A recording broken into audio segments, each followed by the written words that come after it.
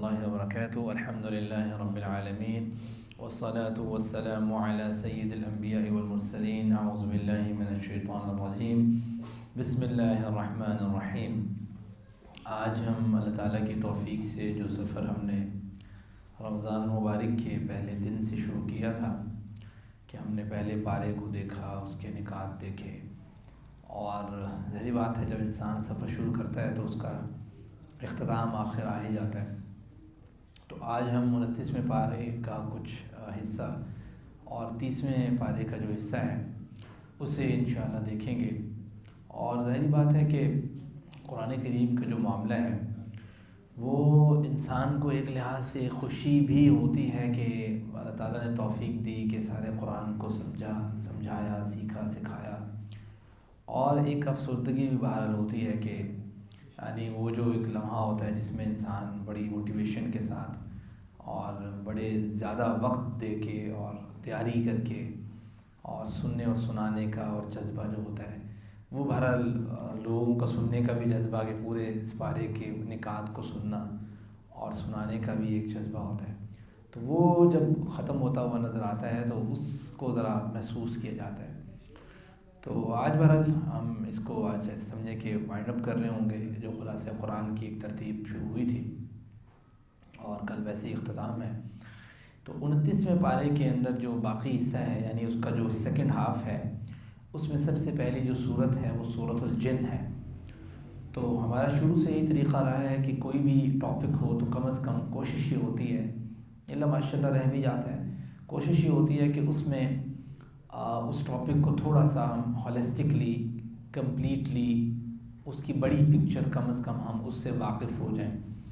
سورۃ جن جو ہے اس میں چونکہ جنات کے بارے میں کچھ اہم باتیں ہوئی ہیں اس لیے ایک کام یہ کیا ہے اللہ تعالیٰ کی توفیق سے کہ جنات کے بارے میں جہاں جہاں نصوص میں کچھ باتیں تھیں تو وہ جس حد تک ایک جگہ پہ ہو سکتی تھی وہ میں نے جہاں پہ رائٹ آؤٹ کی ہیں وہ میں آپ کے ساتھ شیئر کر دیتا ہوں. جنات کا جہاں تک معاملہ ہے پہلی بات تو یہ ہے کہ جنات حقیقی وجود رکھتے ہیں. ایسا نہیں ہے کہ کوئی شخص ان کا انکار کرے، چونکہ ان کا انکار کرنا بذات خود اتنی ساری نصوص کا انکار کرنے کے مترادف ہے. قرآن کریم کی آیات میں ان کا جو ذکر ہوا ہے تو جنات کا وجود ہے. قرآن نے بار بار ان کا ذکر کیا ہے. قُلْ أُوحِيَ إِلَيَّ أَنَّهُ اسْتَمَعَ نَفَرٌ مِّنَ الْجِنِّ فَقَالُوا إِنَّا سَمِعْنَا قُرْآنًا عَجَبًا. جنات کے بارے میں دوسری اہم بات یہ سمجھ آتی ہے کہ جنات کی جو تخلیق ہے وہ اللہ سبحانہ و تعالیٰ نے آگ سے کی ہے، جس طریقے سے انسان کی تخلیق مٹی سے ہے. تو قرآن کریم میں اس بارے میں سورۃ الرحمن میں بھی ہے وَخَلَقَ الْجَانَّ مِن مَّارِجٍ مِّن نَّارٍ، سورۃ حجر میں بھی ہے وَالْجَانَّ خَلَقْنَاهُ مِن قَبْلُ مِن نَّارِ السَّمُومِ. اس سے یہ بات بھی سمجھ آتی ہے کہ جنات کی تخلیق ہم سے پہلے ہے. والجان اور جنات جو ہیں خلقناہ من قبل، ہم نے تم سے پہلے بنائے ہیں اور ان کو اللہ تعالیٰ نے آگ کے شعلے سے پیدا کیا ہے. پھر جنات کے بارے میں نصوص سے یہ بات سمجھ آتی ہے کہ جنات بھی عبادت کرتے ہیں، عبادت کے لیے پیدا ہوئے ہیں، ان کو بھی اسی طریقے سے رسپانسبل ٹھہرایا گیا ہے جس طریقے سے انسان کو ٹھہرایا گیا ہے. تو ساری مخلوقات اس مقصد کے لیے نہیں بنی. وما خلقت الجن والانس، ہم نے نہیں پیدا کیا جن اور انس کو الا لیعبدون، مگر عبادت کے لیے. جنات کے بارے میں یہ بات بھی سمجھ آتی ہے نصوص سے کہ ان میں بھی نیک بھی ہیں اور بد بھی ہیں. ایسا نہیں ہے کہ آپ کسی کو جن کہیں تو اس کا مطلب بد بھی ہو سکتا ہے، اچھا بھی ہو سکتا ہے. خود ان کا اعتراف اس صورت میں موجود ہے کہ وَأَنَّا مِنَّا الصَّالِحُونَ وَمِنَّا دُونَ ذَلِكَ، کچھ ہم میں سے صالح ہیں، نیک لوگ ہیں، کچھ اس کے علاوہ ہیں جس طرح انسان ہوتے ہیں. جنات کے بارے میں یہ بات بھی ہے کہ ان میں بھی کچھ مسلمان اور ظالم موجود. وَأَنَّا مِنَّا الْمُسْلِمُونَ، یعنی مسلمان توحید پرست جنات اور ایسے جو ہے نا وہ شرک کرنے والے، ٹھیک ہے، وہ موجود ہیں. اسی طریقے سے جنات کے بارے میں یہ بھی ہے کہ وہ آسمان کی خبر کو سننے کے لیے جو پرواز کرنا ہے اور اس قدر طاقت ہونا ہے وہ بھی ان کے اندر تو موجود تو ہے. اب نہیں خبریں سن سکتے وہ ایک الگ بات ہے، یہ بات بھی انہوں نے خود اعتراف کی جو قرآن نے ذکر کیا. وَأَنَّا لَامَسْنَا السَّمَاءَ فَوَجَدْنَاهَا مُلِيَتْ حَرَسًا شَدِيدًا وَشُوبًا. جنات کے بارے میں یہ بات بھی ملتی ہے قرآن کریم میں کہ جاہلیت کے دور میں کچھ لوگ کسی علاقے میں جب بسیرا کرتے تھے تو وہاں جا کے کہتے تھے کہ ہم یہاں کے جنات کی پناہ میں آتے ہیں.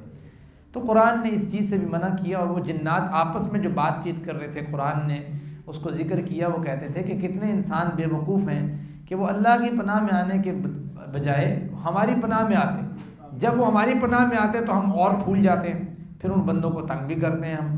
تو قرآن کہتا ہے کہ جنات کے بارے میں ہمیں یہ بات بھی ملتی ہے کہ جنات بھی قرآن کے ذریعے بہرحال رہنمائی لیتے ہیں، یعنی ایسا نہیں ہے کہ صرف انسان ہی قرآن کے ذریعے رہنمائی لے رہے ہیں۔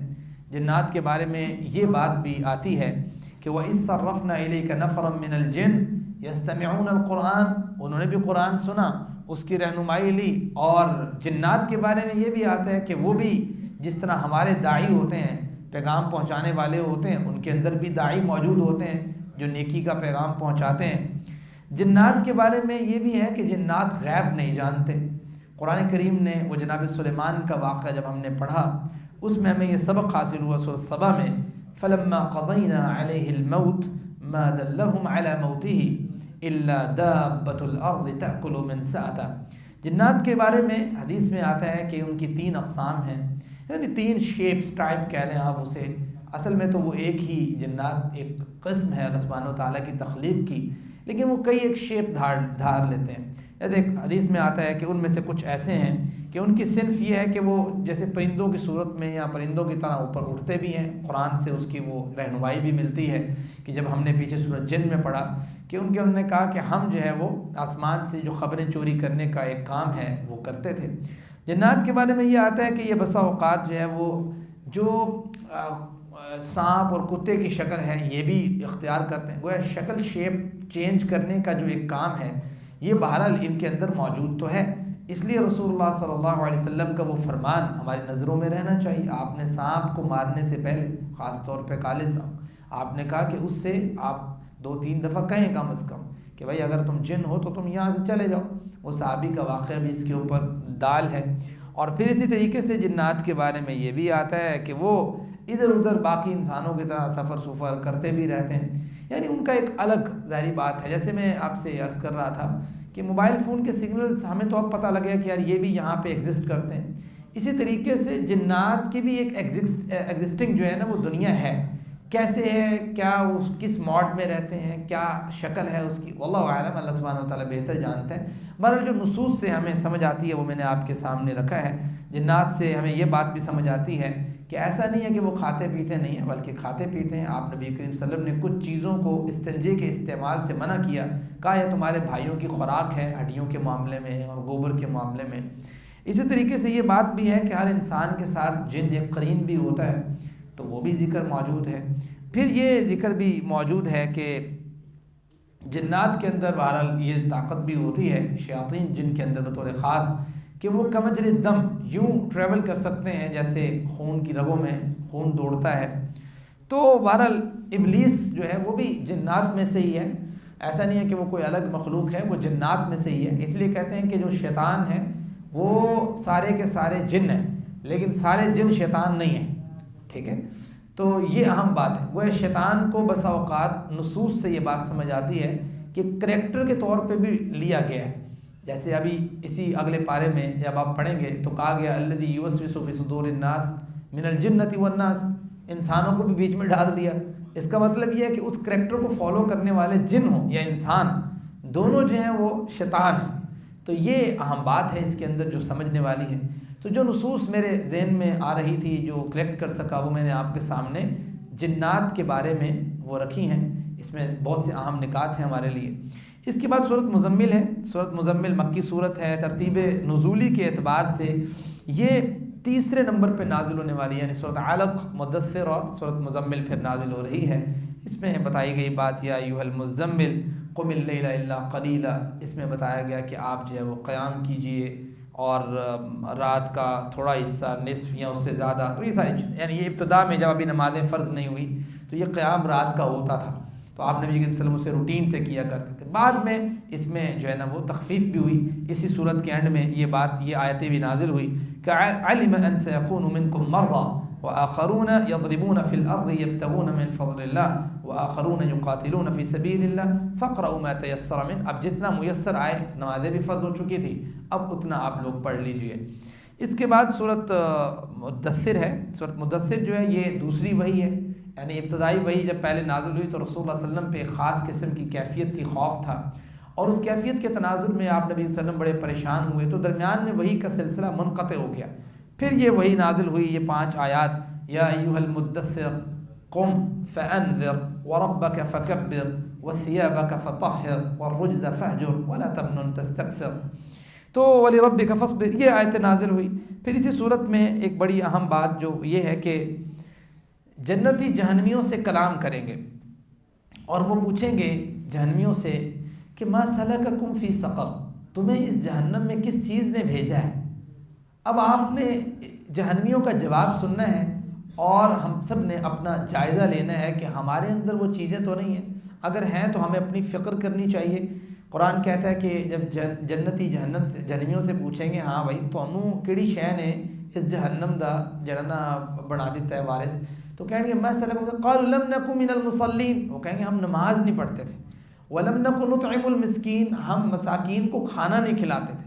وَكُنَّا نَخُوضُ مَعَ الْخَائِضِينَ، ہم جو ہوتے تھے نا خوش گپیاں کرنے والے، ایسی مجالس جو فضول قسم کی ہوں، ہر ٹائم اس کے اندر رہنا، جہاں پہ تھوڑی سی کوئی سیریس بات ہو جانی تو کہنا ہے یار اٹس اے بورنگ جو ہے نا وہ سٹنگ، یہ کیا کوئی طریقہ تھوڑی ہے، آپ بورنگ سٹنگ میں ہمیں بٹھا دی ہے، اب کیا بور سی باتیں کر رہے ہیں، کوئی اچھی بات ہے، کوئی ایسی باتیں کریں، فنی کریں، ادھر کی چھوڑیں ادھر کی چھوڑیں. تو گویا وہ جو کیفیت ہے ایک بندے پہ اگر ہمیشہ طاری رہتی ہے تو یہ بہت خوفناک ہے. کبھی کبھی تو ظاہری بات ہے مزاح کی ضرورت بھی محسوس ہوتی ہے اور کرنی بھی چاہیے، اتنا بھی انسان کو بالکل اپنے آپ کو اس طرح نہیں کرنا چاہیے، لیکن ایک بیلنس طبیعت ہونی چاہیے. وَكُنَّا نَخُوضُ مَعَ الْخَائِضِينَ وَكُنَّا نُكَذِّبُ بِيَوْمِ الدِّينِ حَتَّىٰ أَتَانَا الْيَقِينُ. بھائی انہی چکروں میں تھے، ہمیں موت آ گئی. ٹھیک ہے، تو یہ بڑی اہم بات ہے.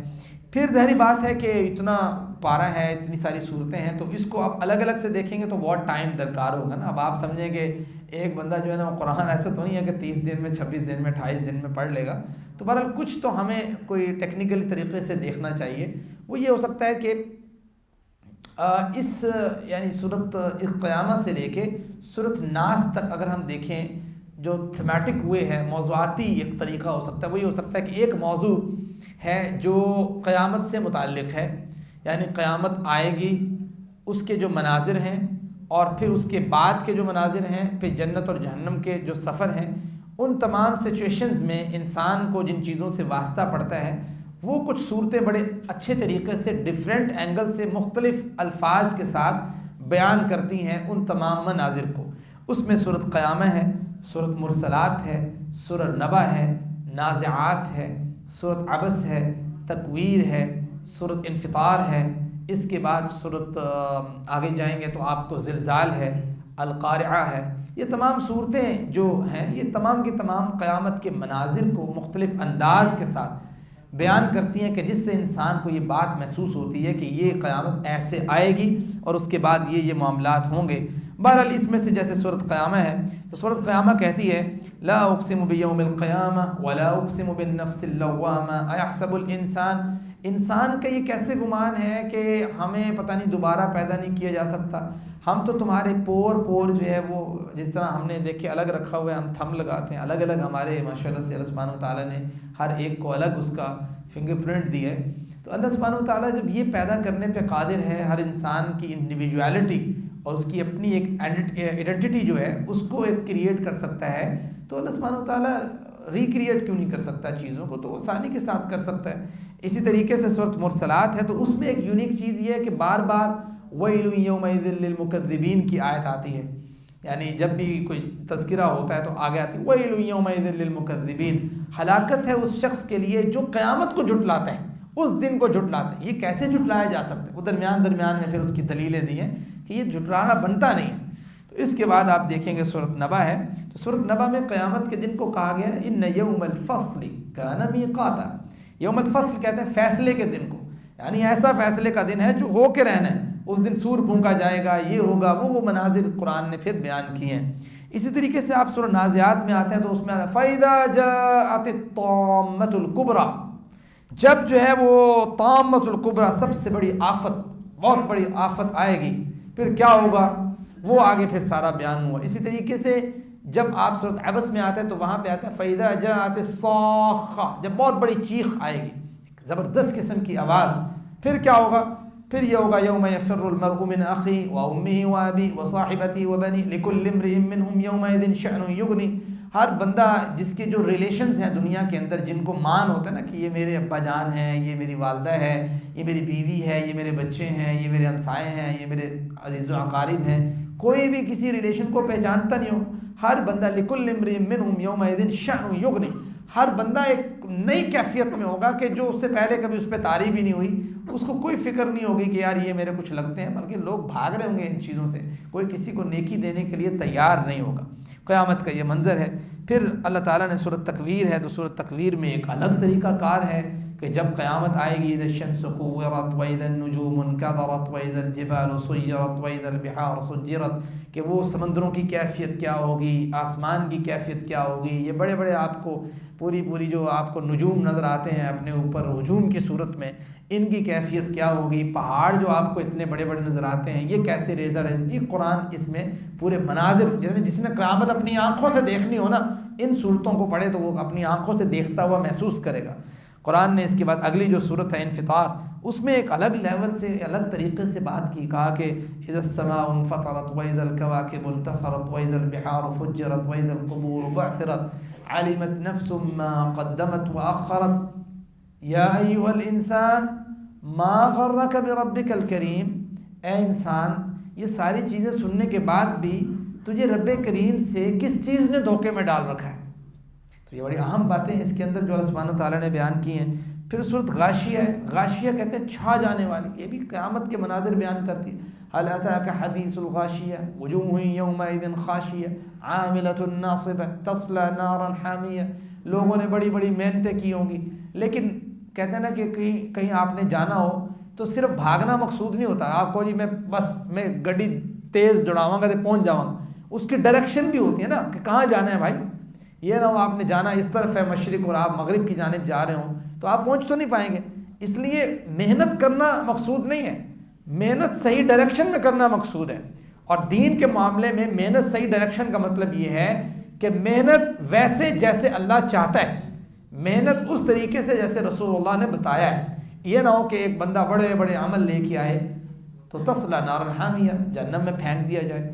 تو یہ اس صورت کے اندر سورۃ زلزال کا اپنا ایک طریقہ ہے جس میں قرآن کہتا ہے کہ بھائی ایک ایک چیز یومئذ تحدث اخبارها اذا زلزلت الارض زلزالها واخرجت الارض اثقالها وقال الانسان ما، انسان کہے گا یار اس کو کیا ہو گیا زمین کو، اور زمین ایک ایک چیز بتائے گی کہ یہاں پہ اس نے یہ گناہ کیا، یہاں پہ اس نے یہ نیکی کی، یہاں پہ اس نے یہ فلاں کیا، اس کو ایک ایک خبر ہے اور اس نے وہ خبر سٹور کر کے رکھی ہوئی ہے۔ تو قیامت کا وہ منظر وہاں پہ الگ طریقے سے بیان ہوا ہے۔ سورۃ قاریہ ہے تو وہاں پہ کھڑکھڑانے والی، کیا کھڑکھڑانے والی، وما ادراک ما القاریہ، آقا کے پہاڑ جو ہیں وہ دھنکی ہوئی اون کی طرح، کبھی آپ نے کوئی رضائی شضائی پسوانے گئے ہوں تو آپ کو پتہ ہو کہ جب وہ جو آپ کا پسوانے کے لیے وہ ڈالتے ہیں نا جب روئی، اس کے پہلے تو روئی بہت خراب سی ہوتی ہے نا، وہ بڑی جامد سی ہوئی ہوتی ہے، تو جب وہ پسوائی کے بعد نکلتے ہیں تو ایسے بھربھری ہوئی ہوتی ہے، تو اس کی وہ دی گئی کہ یار اس طریقے سے آپ کے پہاڑ اڑے ہوں گے، ان کی کوئی حیثیت ہی نہیں ہوگی۔ تو قرآن کریم نے ایک تو یہ پیٹرن ہے کہ آپ اس آخری پارے کو یا پچھلے پارے کو ملا کے وہ موضوعاتی ایک اعتبار سے آپ دیکھیں کہ قیامت کے جو مناظر ڈسکس ہوئے ہیں ان کو آپ پہلے پڑھ لیں۔ دوسرا یہ ہے کہ توحید کا ایک موضوع ہے، تو اس موضوع کو دیکھنے کے لیے ہم دو طریقے سے دیکھ سکتے ہیں۔ نمبر 1 توحید علمی اور عملی۔ علمی میں آپ سورۃ اخلاص کو بڑی ڈیٹیل کے ساتھ پڑھیں کہ جو آپ کو ایک لحاظ سے سٹینڈ کر دے گی، کھڑی کر دے گی کہ آپ کا رب کون ہے، what is the definition of اللہ سبحانہ و تعالی، تو وہ بڑی آپ کو ڈیٹیل میں بتاتی ہے، اور اس کا ایک ایک لفظ کے اوپر کھڑے ہو کے سوچنا، پڑھنا، سیکھنا، اور وہ آپ کو سمجھا دے گا کہ اللہ تعالیٰ کون ہے۔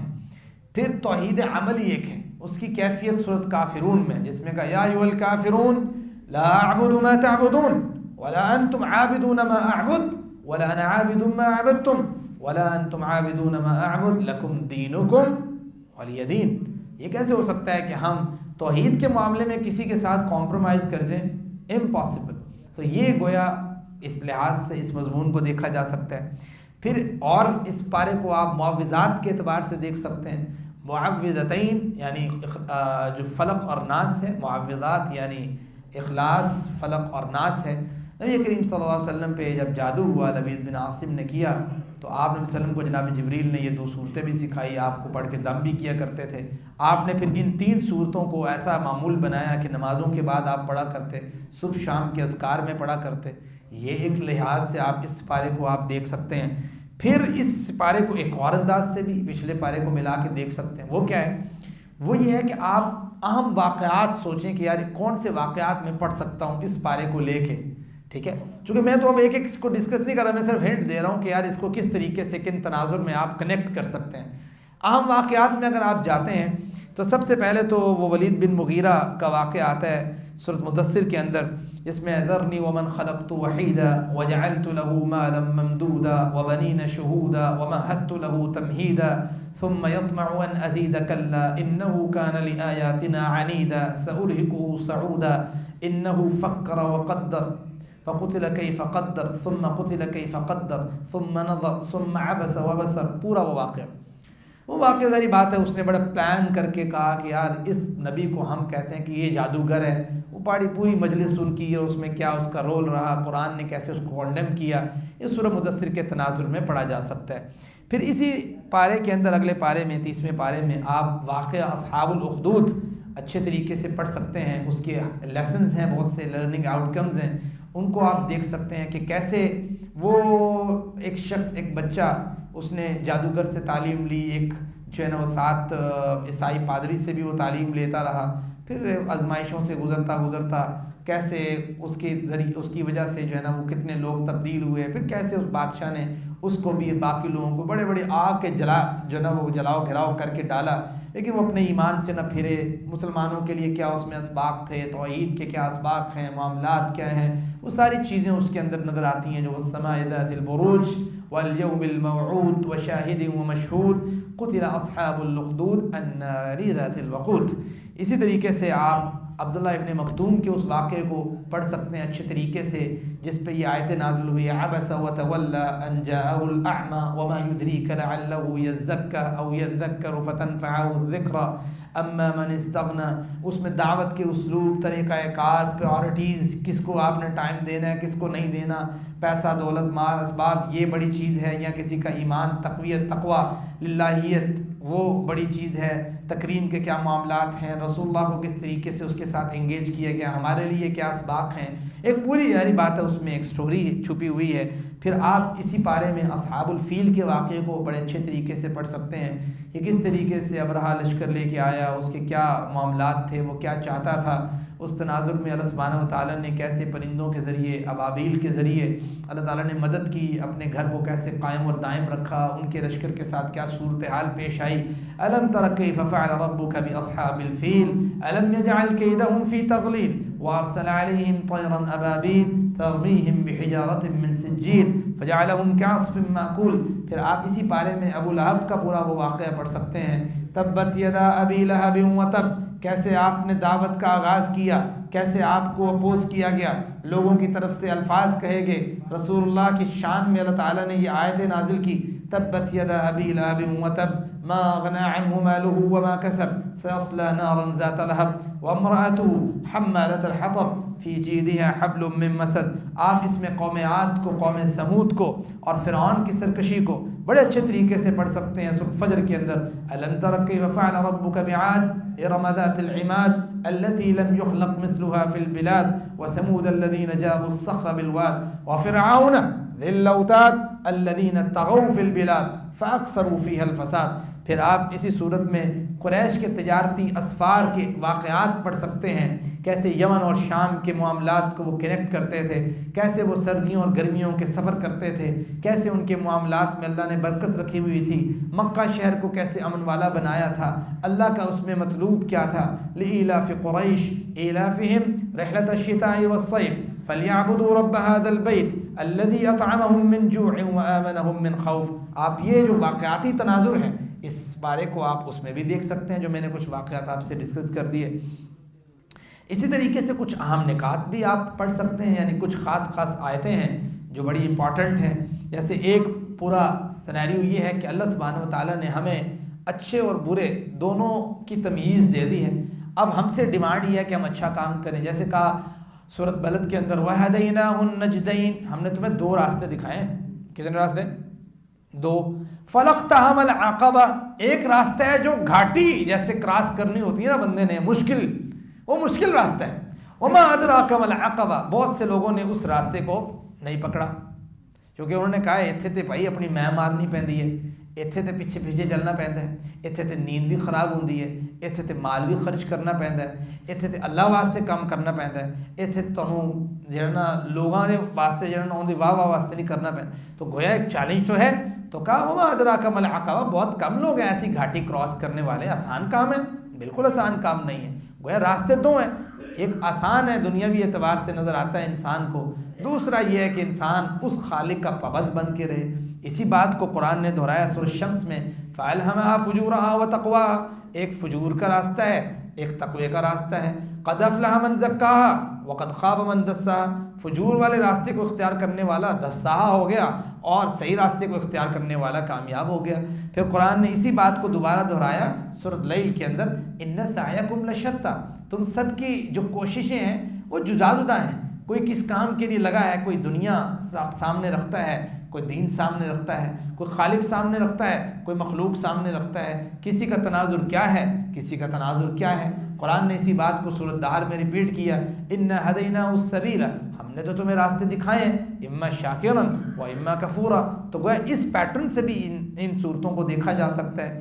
پھر اس کے اندر کچھ خاص آیتیں اور بھی نظر آتی ہیں، جیسے وہ آیت تھی یا ایھا الانسان ما غرک بربک الکریم، کہ تمہیں کس چیز نے دھوکے میں ڈال دی ہے. اس کو اگر آپ کنیکٹ کریں باقی آیتوں کے ساتھ تو ہمیں وہ دھوکے نظر آتے ہیں. قرآن نے کہا الہاکم التکاثر، کثرت کی طلب نے تمہیں دھوکے میں ڈال دیا ہے، یہ ایک وجہ ہے. قرآن نے کہا ویل لکل ہمزۃ لمزہ الذی جمع مالہ وعددہ، گن گن کے رکھنا، یحسب ان مالہ اخلدہ، یہ گمان کرنا کہ یہ ہمیشہ میرے پاس رہے گا، اس چیز نے دھوکے میں ڈال دی. اور کیا ہو سکتا ہے بھائی؟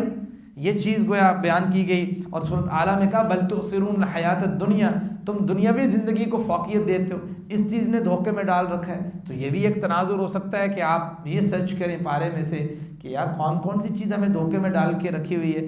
اور قرآن نے یہ بات بھی بیان کی انسان کے بارے میں سورۃ عادیات میں، کہا کہ ان الانسان لربہ لکنود، انسان کو جو مل جائے نا یہ اپنے رب کا بڑا ناشکر ہے. یہ ہر بات پہ کہے گا یار انہا نہیں انہا ہونا چاہیے، انہا نہیں انہا ہونا چاہیے. تو یہ پیٹ جڑا نا کوئی شے نہیں پڑ سکتی سوائے قبر دی مٹی تے. پھر اس پاروں کو یعنی آخری بات میں کر کے بات کو کنکلیوڈ کرتا ہوں، اس کو آپ نفس کی اقسام کے طور پر بھی دیکھ سکتے ہیں جو اللہ سبحانہ و تعالیٰ نے انٹرنلی جو سسٹم ہے اس کو یہاں پہ ڈیفائن، دو چیزیں یہاں پہ ہی ڈسکس ہوئی ہیں. اور ایک جو ہے وہ چیپٹر 13 ورس 1 میں وَمَا أُبَرِّئُ نَفْسِي إِنَّ النَّفْسَ لَأَمَّارَةٌ، نفس امارہ ڈسکس ہوا ہے. پھر نفس اللوامہ سورۃ قیامہ میں وَلَا أُقْسِمُ بِالنَّفْسِ اللوامہ وَلَا أُقْسِمُ بِالنَّفْسِ اللوامہ، اور نفس مطمئنہ سورۃ فجر میں یا أَيَّتُهَا النَّفْسُ الْمُطْمَئِنَّہ. تو یہ جو تینوں نفس کی کیفیات ہیں یہ ہم سے کیا ڈیمانڈ کرتی ہیں، کب کی کیفیات طاری ہوتی ہیں، ان کیفیات کو طاری ہونے میں کون سی چیزیں جو ہیں وہ اس کے اندر بوسٹ لگاتی ہیں، اور کس وقت انسان کیا کرنا چاہیے، سٹیپس کیا لینے چاہیے. اور یہ ساری چیزیں ہمیں یہ ان کے اندر سیکھنے کی باتیں ہیں.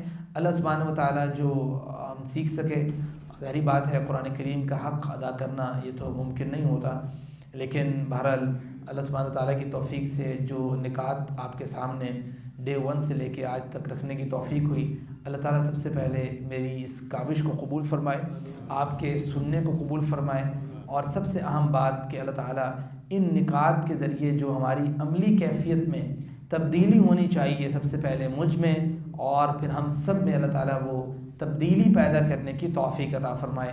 ظاہری بات ہے اس کا فائدہ انسان کو تبھی ہو سکتا ہے. وما علینا الا البلاغ.